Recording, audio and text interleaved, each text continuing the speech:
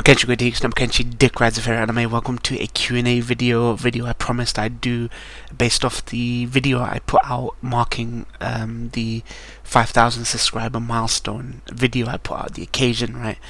I wanted to give you thank yous and sort of shout outs and ask you guys to leave your questions in the comment section of that video, and I said I'd answer them in a couple of days, so this is what that is. I'm not going to waste any more time. Let's start getting through these questions.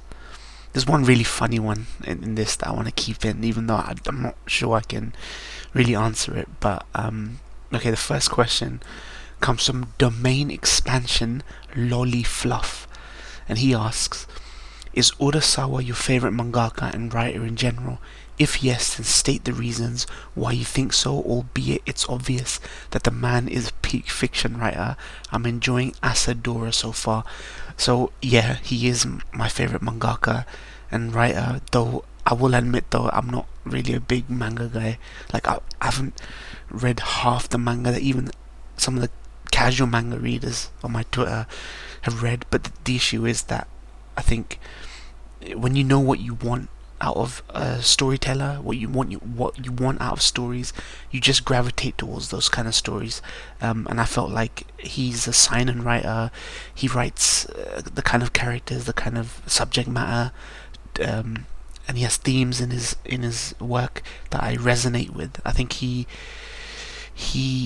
is conspiratorial as well, but he loves his mystery. He loves unique and colorful and well developed characters, but the story is kind of always the forefront, the big mystery, the tension in his works. So I love Monster, love 20th Century Boys.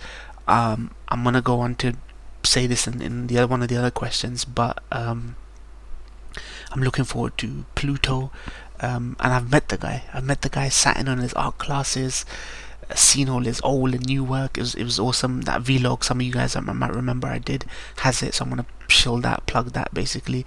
But yeah, he is peak writer in my opinion. I think his work isn't full of the eccentricities that you'd see in the average manga. Even a lot of seinen manga out there has things that are just traditionally Japanese, very eccentric comedic sort of moments, and he has funny moments, but he kind of reins it in, and I like that sort of to it. I don't want my fiction to all be homogenous. Everything has to be the same. I've been complaining for a while that some of the anime coming out of Japan now is very homogenous, mass appeal, international appeal, superhero stuff, very very shonen focused stuff.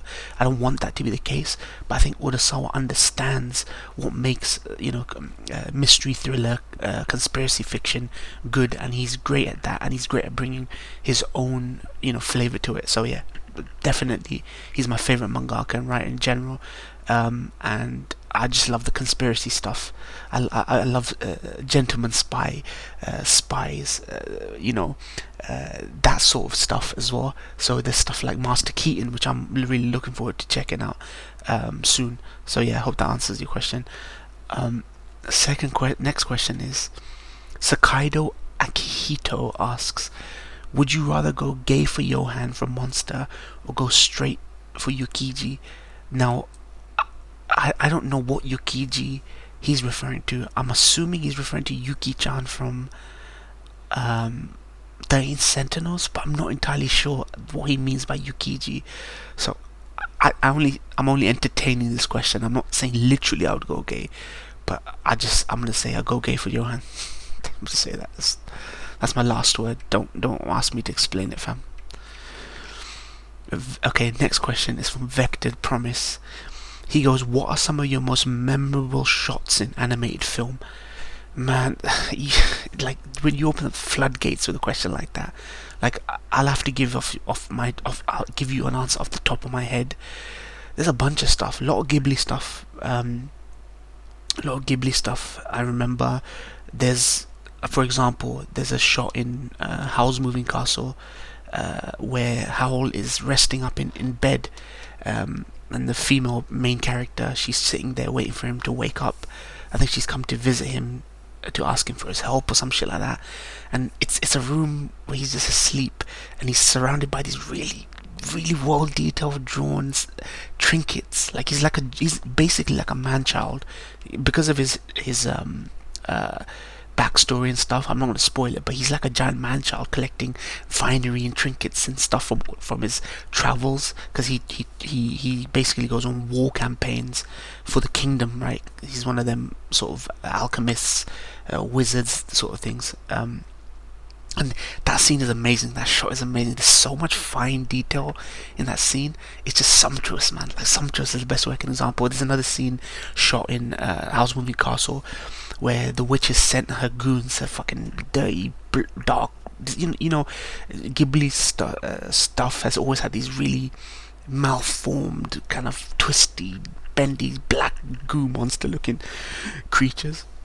And they're chasing after Howl and the girl in the film, and the way the camera moves around them, the way they're running, and they're chasing after it was so well animated. Love that shot. And then just as they're getting them, he zips up into the air, and he's very light-footed, hopping with her. And I love that shot in Howl's Moving Castle. I'll try and put up pictures and that kind of thing. There's a film called Western stands will know this, animated film based on Watership Down. It's about rabbits, basically. I'm not going to say anything beyond that, but there's a scene in there that people refer to as Bright Eyes, because music by some old musician. The song's called Bright Eyes, and it's about this rabbit Fiver, and he's looking for his brother because his brother's gone missing, and his brother was shot, right? And it's a dark film that traumatized me as a kid. By the way, go check out Watership Down, not the new CG one, the fucking old hand animated one.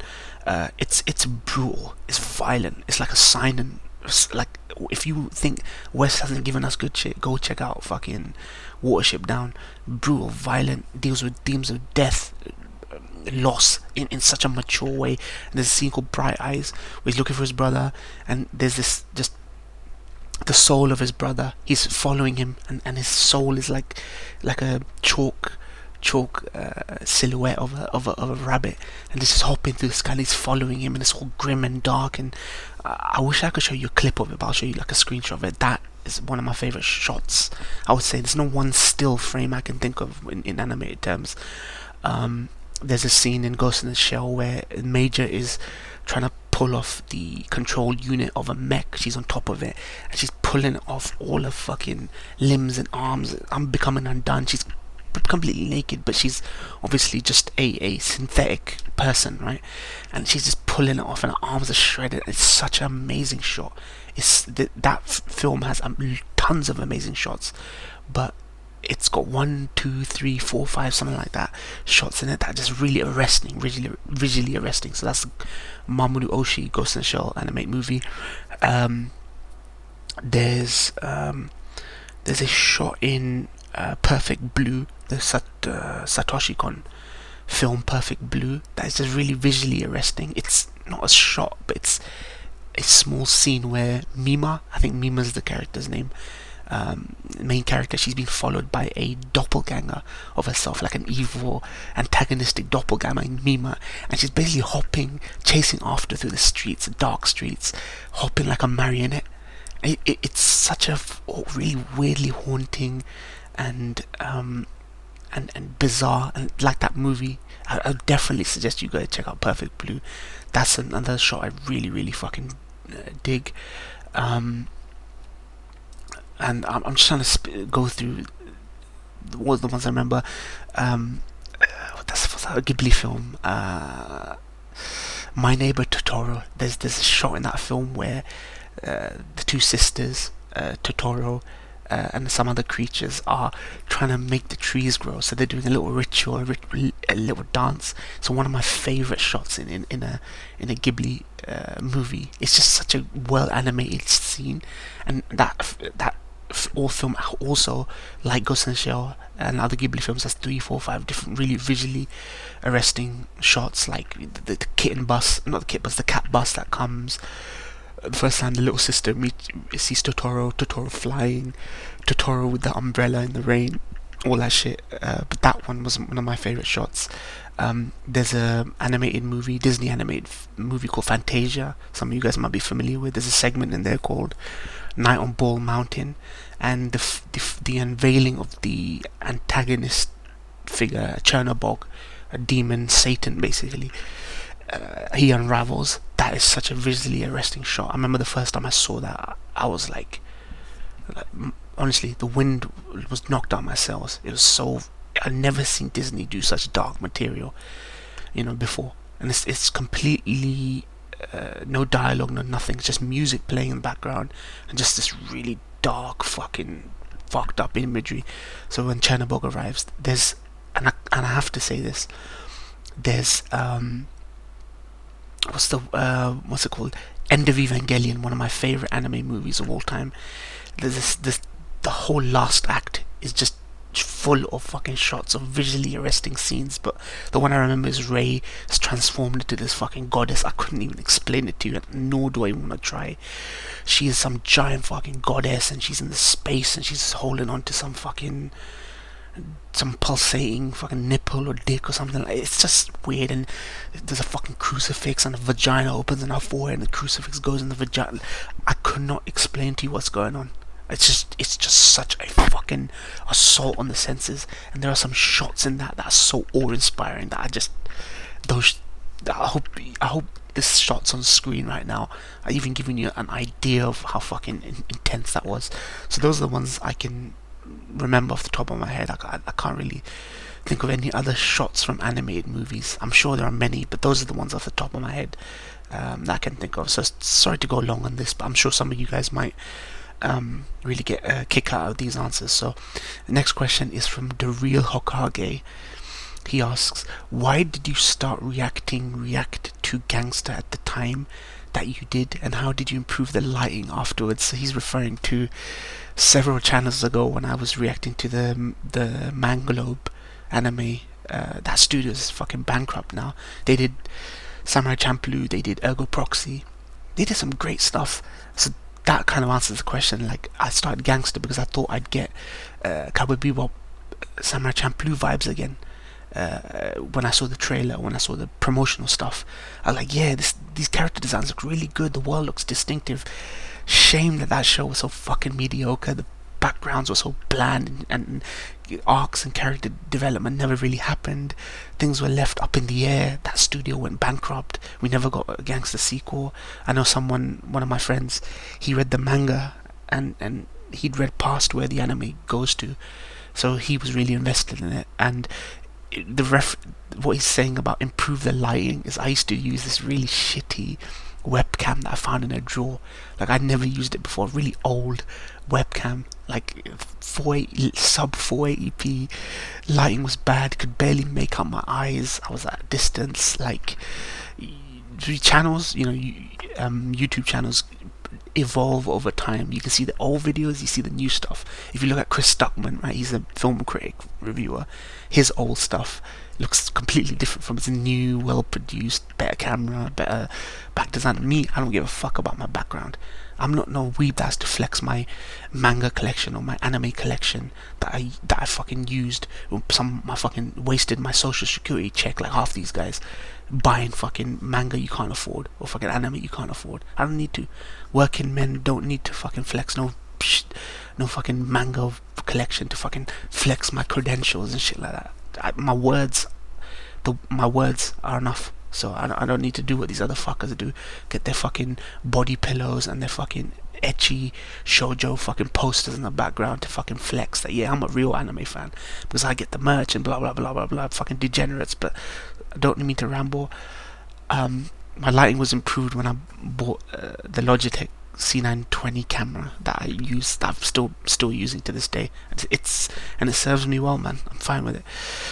Okay, next question comes from Solaris290, and they ask, congrats on this milestone. Are there any old manga you wish could be adapted? For me, it's Red, a Native American-led Western revenge story by Kenichi Muraida, who also did a Kamen Rider manga. Okay, I might as well take that as a recommendation should I ever go back to manga, but I'm gonna cheat with this answer.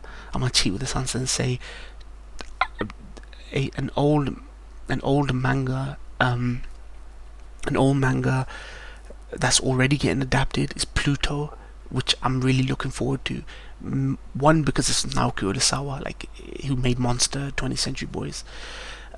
He basically, and two, because it's adapting an arc from Astro Boy, which I fucking loved as a kid. I grew up on Astro Boy, and it was like a 1 or 2 episode arc based on the greatest robot on the planet or something. There was some mega fucking villainous robot called Bruton or something like that. I think they meant Pluto, but they used to call it Bruton or something, and it was bizarre, you know. And I don't know how Naoki Urasawa, like, 'cause I'm not familiar with the manga Pluto. I don't know how he took that and adapted it into his own style, conspiracy, thriller, mystery. How do you adapt something so bizarre like that from Astro Boy? So I'm most looking forward to Pluto, the adaptation of Pluto getting adapted, and that's meant to be coming out this year, but I anticipate it'll come out in 2022. So I hope that answers your question. Pluto, I know it's cheating because I wish to be adapted. It's already getting adapted, but it hasn't yet, so it counts. Next question is from Omega Katana. Shouts out to my boy Omega Katana. I did a podcast interview with him. I wondered, did you want it to be a storyteller or an artist while growing up? So if you go check my pinned post on Twitter, you can just tell, like, I was into art. I was into drawing, doodling, art. I did fine art at A level. I was like, not to, you know, toot my own trumpet, but I was decent at art. I think my strengths growing up were art. It was never the academic. It was a more creative side. So I loved drawing. I loved art, paintings, chalk, life drawings, pastels, everything, fine art, basically. I was really into that. So that was my strength growing up. So that was what I wanted to do. But as I growing up, I got into movies. I just fucking love cinema. I love movies, and writing scripts, story treatments, that kind of thing. I fell in love with that. I think well-written, sharp dialogue, well-paced script, man. Like, writing is important, I feel. So I feel like if I had a choice, maybe I'd just give up on the art stuff, because I don't know how much of an outlet there is, or how good the pay is for that. But I would love to be a writer or a storyteller. I think storytelling, story and art go hand in hand. You could tell a story with art, but I think storytelling, you can get down to the nitty gritty, not about interpretation, about conveying an idea in your head much easier with proper writing, you know, storytelling. So I hope that answers your question. Okay, this is the funny question, and I cursorily looked, and I was like, why is he asking me this question? So Jujutsu Y asks, and this is a really bizarre question, because he knows I've not seen this, so I don't know where he got this idea from. What do you think of Makima from Chainsaw Man? She's just a discount Johan, though, since both are manipulative psychos that use picture books as plot points, yet Johan uses actual manipulative techniques, unlike Makima, who used the common tactic serial gaslighters used by making a positive pattern of brotherhood and demolishing it, and people are still calling her the better villain. Clowns are filling the community once again. I've not read Chainsaw Man. I don't know where you got the idea when I read it. You might have seen a tweet of mine saying I'm looking forward to the Chainsaw Man anime. I don't know. I can't speak to discount Johan, but if this is a way to sell me on watching this anime, then, you know, color me intrigued. So that's like, this isn't a question. This is a dude projecting. So Jujutsu, that's my answer, man. Full Metal Cowboy asks, what's your favorite animated TV show? Question for AMA. Okay, so if you mean anime, Legends of the Galactic Heroes is my favorite anime. And if you're talking about Western animated TV shows, I would say, in recent memory, Castlevania, Netflix Castlevania animated show. I think that's not only a great adaptation of a video game, but it's just a great animated show in its own right. Does the gothic horror, gothic sign-in, R-rated shit really, really well. It's got lots of great fan service. It's really accessible to newcomers, and it's literally some of the best storytelling to come out of the Castlevania franchises. Over the years, I've enjoyed Avatar, Last Airbender a lot, Batman the Animated Series. I really enjoyed. There's not much great Western animation from the past, from the West. So it's all been stuff that in recent memory, it's been the case. So let's see, next question. Okay, this is a long one, but it covers so many fucking topics. Okay, this is a long one, so bear with me, guys. If you're one of my stans, you're gonna be here for all the questions. Congratulations on 5K and thanks for all that you do. I really appreciate your channel, and I don't need I don't need to read this because it's gonna sound like I'm flexing, but I'm just gonna read it for the context sake, because I don't want to lose no context. Congratulations on 5K and thanks for all that you do. I really appreciate your channel and all that you do for us subscribers. I don't do much, man. You're transparent with us when you are sick or feeling depressed. You're not afraid to dislike things or drop them if you're not feeling them. And most importantly, you stick with your moral convictions even when people disagree with you, like with humanity versus ants in Hunter x Hunter, or with the Ragnar situation in Vinland Saga. And even though I watch a lot of these popcorn reactors who can sort of be meatheads at times, it's very rare to find someone who is analytical about the material and introspective. Man, he's gassing me up, man.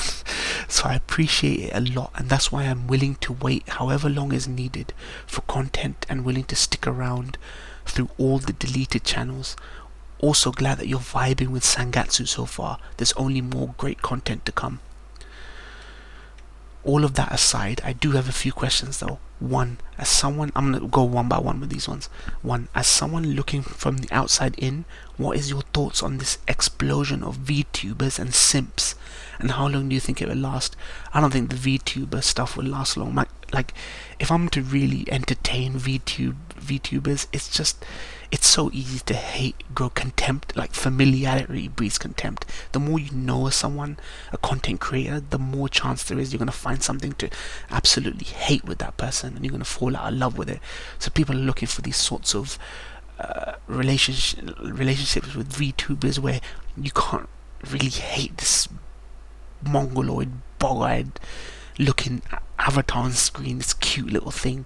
It's just a voice coming out of this cute it's just, I feel like it's a product of this unhealthy culture is what it is. So I don't think VTubing will last that long. It's cute, it's a gimmick, right? Like everything else.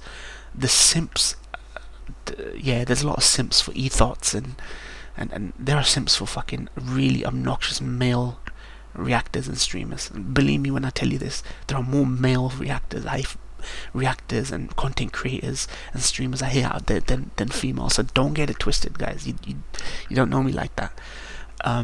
But it was not gonna last. It was a gimmick, man. Everything has its time, its place, its phase. But you know, as someone just, you know, who doesn't think that deeply about VTubing, it's fine. You know, I guess if you want to do it, you do it. It's a gimmick, man. It's a like fun little gimmick for a while, but after a while you're like, what the fuck? Like, what is the point of this? Second question, number 2, he asks, what are things you want to see from the FF7 remake future parts, and do you think the rumored expanded games like the Crisis Core remake and standalone Sephiroth games are a good idea? Like, considering how much development, R&D they've put into fucking FF7 remake, it's foregone conclusion that they were going to milk it with spin-offs and ancillary content and that kind of thing. I'm down for a Crisis Core remake. That's the one thing I've been asking for ages. Like, if we never seen an FF7 remake, I would have been kind of okay with it. But I know that Crisis Core doesn't belong just on PSP. It needs to have a remake. But obviously that game's become less relevant over time as they've now revised FF7 and what it is, and they've gone in a different direction. So some of the stuff in Crisis Core doesn't tie in now. So it could be a retcon or a remake, like you say, a remake of Crisis Core. A standalone Sephiroth games are a good idea. Nah, I don't think a standalone Sephiroth games are a good idea. Sephiroth is, like, it would be good if they find an angle on that character that we didn't already know. But I'm not gonna lie, Sephiroth is a badass. He's got the rule of cool, right? But he is really unremarkable as a fleshed out, nuanced villain. I think Genesis was a more fleshed, nuanced sort of character, which is why Crisis Core was so great. Like, it managed to introduce a character in a game and make him feel multifaceted and nuanced. So standalone Sephiroth game, nah. Crisis Core remake, yes. FF7 remake future, I want them to stick to what they envisioned, a remake of Final Fantasy VII. I don't want them cutting out the overworld, cutting this out, thinking they can Kingdom Hearts it, they can convolute it this way, that way, that way, that way.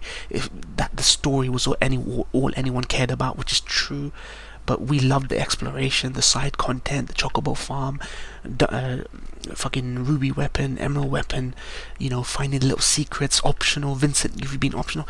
Give that experience, like you want for this generation, that feeling you got when you played F7. It's not the same making it a linear corridor. I don't want no corridors, so I want them to make it as expansive as possible. We've already given them an inch, and that's them cutting this remake into 3, 4, however many parts. We can't keep giving them more of an inch because they keep taking a mile. So that's my thoughts. Number 3, have you read any of Inio Asano's work? If so, what do you think of his art and his writing style? If not, what are your impressions of him just based on hearsay? So forgive me, I'm not good with Japanese names. I'm gonna have to Google this. Inio Asano. I just gotta brush myself up on who this guy is. Okay, so Inio Asano. Oh, Solanin, Goodnight Pampa. Okay, I have to admit these Solanin and Pan, Goodnight Pan, Poon, whatever. I had intended to read these mangas, but when nobody turned up for those 20th Century Boys live readings, reactions, I just go, I've given up on manga, man. Not only do I not have that time, I was trying to make time by giving it a go, dabbling in manga reacts, volume reacts, and then people didn't take to it, and that kind of made me go like, I need this extra time for something else. So but yeah, of all the mangakas whose work I was interested in checking out, and I still could, Inio Asano would be there. He would literally be the next guy after Naoko Urasawa that I would check out. But yeah, I've had many people say amazing things about Solanin and Goodnight Pan, and yeah, I would check him out based on the hearsay. I believe the hype. Because you have to keep a wise counsel around you of people who know what they're talking about, people who know what you like and give you good recommendations. The tons of shit recommendations I've got across the last couple of years, man, doesn't bear counting, man. So 4th question, I know you usually aren't a fan of other reactors, but what do you think of the SOS Bros? Semblance of sanity. They react to the popular shonen and seasonals, of course, but there's a lot of crossover between what you have reacted to and what they have. Psychopaths, Monster, LTGH, Yu Yu Hakusho, NHK, Sangatsu, and they have a sizable chunk of discussion time after the reaction to really dissect the content. Well, look, props to them, shouts out to them, man. I think that's more to do with the counsel they keep. Like I just said, you have to keep a group of people around you who give you good recommendations. So I would at least rate them that they keep good company, and it's just on them to decide what they want to do. It looks like these guys do everything, lots of seasonals, lots of things. So me, I don't really care about these reactors and stuff. I try to do things in a vacuum so that I can keep to who I am and not think of myself in terms of other people. Like, yeah, I would love the traffic, man. I would love the traffic. Traffic's always key. Like, it would be lying if you said you didn't care about the traffic. One, because of spoilers, I don't engage with other reactors. I here and there on things that cross over, like seasonals we're doing at the same time, like Attack on Titan or other shows. I like to go back and forth with some reactors. Like I said in the original video, Grease Lightning reactions and that kind of thing. But I don't actively watch other reactors anymore. I used to be a huge consumer of reactions, not just anime but film trailers, all that. But I don't like other reactors, which is why I became one. I was like, let me do something. I'm not saying I do something crazy different. I do a lot of talking over the stuff to make 20-minute live reactions have some value, and I do a little bit of discussion at the end. Maybe not as much as people would like, but I've noticed that when I have done long post video talks, people only watch them when the reaction has been a highlight reel. if I've done a 20-minute reaction and done that, most people don't feel that it adds anything because they've already got it from the reaction. So that's the only reason. 5, and the last question from him is, Moingun ever gonna return? Some of my favorite content of yours is watching you wrestle with these Danganronpa cases. I know DR2 has been on hold for a while, and I don't expect a definitive answer on when, but I definitely want to be back for those streams if and when they do return. Yeah, they're coming. I just gotta pick a right time. If I make the mistake of resuming Danganronpa 2 and then have to fucking keep taking long chunk breaks, gaps, I don't want to do that. Which is why when I did 13 Sentinels, I literally did that every other day. I did a stream every other day. Then I took about a 2-week break, and then I finished the game off. And that's the best you're going to get from me in terms of consistency on one game and streaming. But Danganronpa 2 is coming. I didn't make sure, it just happened. I didn't consciously stop playing DR2. I went through lost my fucking mind, depression and all that. My eye situation happened and all that stuff. So I will say that when I do start it, I'll be committing to it, and I remember exactly where I ended. It was a particularly notable death, is all I'll say. So thank you for those questions, man. Okay, next question. Not too many more questions left, I don't think. I've hearted all the ones I wanted. Okay, here's Stickman versus, or Stickman vs, goes, congrats mate, when did you first start watching anime, and what are your thoughts on the industry as a whole? For me, I think most of it is flaming garbage. It's become obvious to me why there is a negative stereotype surrounding the average anime fan. 1, I agree.